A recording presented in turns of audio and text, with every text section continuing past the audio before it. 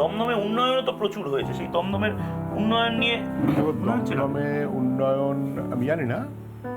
উন্নয়ন যদি কিছু কেউ বলেন সেটা হয়েছে তখন যখন বাম আমল ছিল। যা যাবতীয় গ্রাম পশ্চিমবাংলায় ছেলে মেয়েদের লেখাপড়া, শিক্ষা, গ্রামের পরিকাঠামো, যখন বামফ্রন্ট ছিল না তখন গ্রামে রাস্তা ছিল না ভাই, প্রায় গ্রামে বিদ্যুৎ ছিল না। মমতা বন্দ্যোপাধ্যায় তো বলবেন রাস্তা করে দিয়েছে, তোমার বাড়ির সামনে আমি নীল সাদা ব্রিজটা পর্যন্ত দেখলাম মমতা বন্দ্যোপাধ্যায়ের করে দেওয়া। না না না, সে তো পশ্চিমবাংলায় যা আছে সবই নীল সাদা, অ্যাজ ইফ সবই পশ্চিমবাংলায় জন্মই হয়েছে মমতা ব্যানার্জি আসার পর, এর একটা ভাব আছে। নীল সাদা রং করে অতীত থেকে স্মৃতি সরিয়ে আনার প্রচেষ্টা। আমার বাড়ির সামনে ব্রিজটা হয়েছে 1982 সালে, 1982। তখন সেচমন্ত্রীর নাম ছিল প্রভাস রায়। পাশে একটা স্কুল আছে, বা গ্রামের লোক যাতায়াত করে, স্কুলের মেয়েরা যাতায়াত করে। তার আগে আমরা বাঁশের সাঁকো দিয়ে যাতায়াত করতাম। বাঁশের সাঁকো জানো? আমি নিজে বাঁশের সাঁকোয় যাতায়াত করেছি যখন বামফ্রন্ট ছিল না। এটা হয়েছে 1982।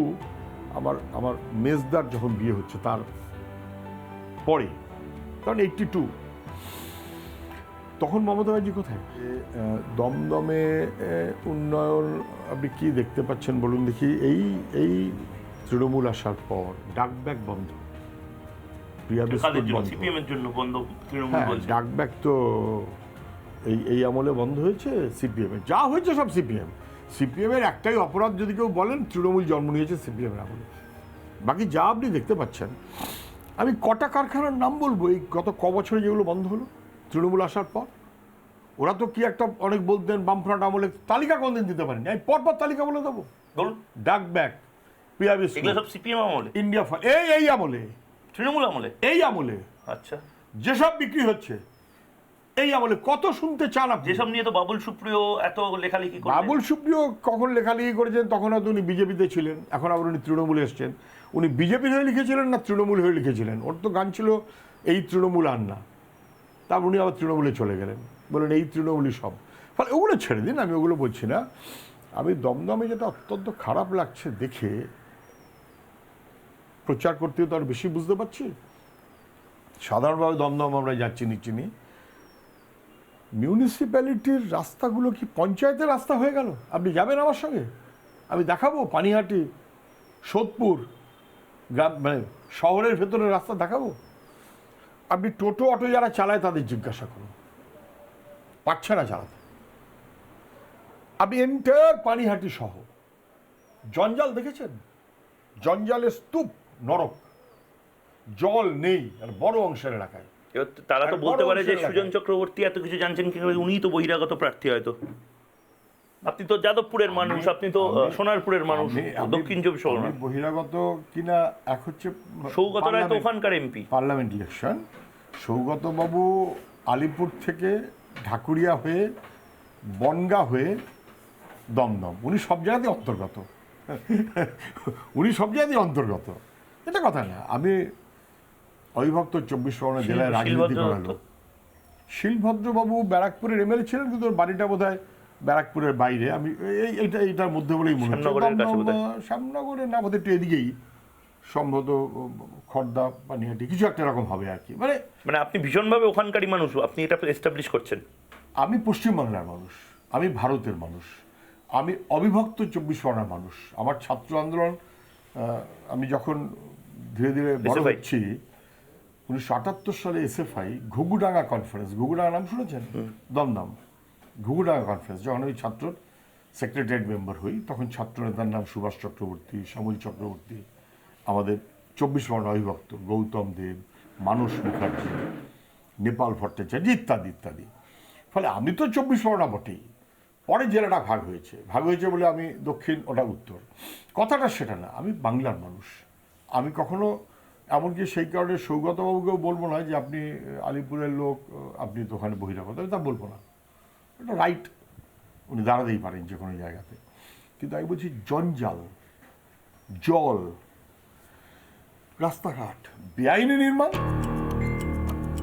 5.5 ফুট 6 ফুট রাস্তা, প্রচার করতে গিয়ে ঘাড় উঁচুতেই থাকতে হচ্ছে 7 তলা, এরকম ভাবে দেখা যাচ্ছে না। এবং সেটা একটু আধটু না, প্রচুর। প্রচুর গার্ডেন রিচ ভেঙে পড়েছে, লোকে বুঝতে পারছে।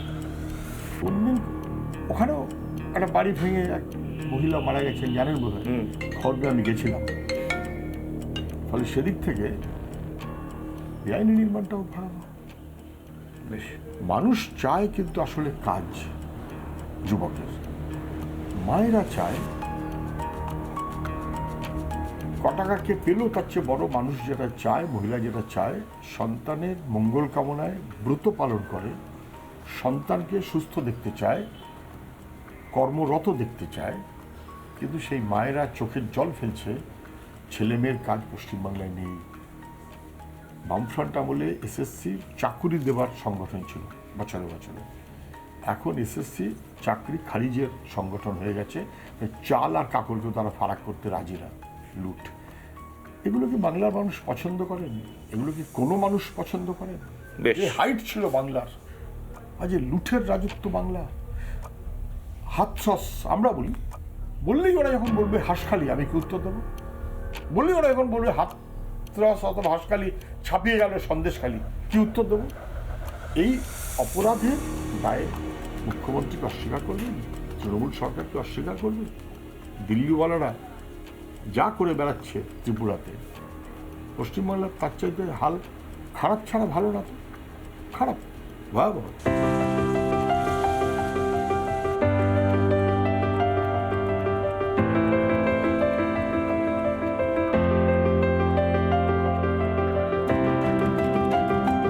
এই মুহূর্তে দুপুরের খাবার, একটা ছোট্ট ব্রেক এবং তারপর আবার প্রচারে বেরোনো। এবং যেমনটা বলছিলাম যে দাবদাহের কারণে সুজনদা একেবারে বাড়িতে ছিলেন। মিলিদি সুজনদার স্ত্রী অনেক কিছু রান্নাবান্না করেছেন এবং দুপুরবেলা এখানে মিলিদি, এখানে রান্নাগুলো কি কি? প্রথমে হচ্ছে তিতো, সবজি দিয়ে তিতো, হ্যাঁ, তারপর হচ্ছে শাক, তারপর ঝিঙে আলু পোস্ত, তারপর লাল আলু ভাজা, টক ডাল, স্যালাড, মাছের ঝোল, চাটনি। এটা কি এটাই বিয়েবাড়ির মতন গরমের বিয়েবাড়ির রান্না? কি রিপাবলিকে এসছে বলে না, এমনিতে প্রতিদিনই এরকমই এতগুলো পদ রান্না হয়? সুজনদা বলুন, সুজনদা কি এতগুলো পদ রান্না হয় না? সত্যি বলো তো মিলিদি কি? আমি এত বেশি পদের তো পক্ষপাত না, কিন্তু এখন এই গরমের সময় তো গরমের সময় তো শাক, উচ্ছে বা তিতাটা খাওয়া ভালো, ভালো শাকটা খাওয়া ভালো, ডাল মাছের ঝোলেই আমাদের হয়। তরকারিও হয় একটা। হয়তো তোমার জন্য একটু কিচ্ছু না, কোনটা না না না, কিচ্ছু করিনি, কিচ্ছু না, এক্সট্রা কিছু তো আছে? কিচ্ছু না, কিচ্ছু না? কোনোটাই এক্সট্রা না। আমের ঝোলটা এক্সট্রা হতে পারে। কোনটা আমের ঝোল? আমের ঝোলেই তো, আচ্ছা, মানে আমের যে টক ঝোল আর কি, অল্প মিষ্টি দিয়ে, সেইটাই জাস্ট এক্সট্রা।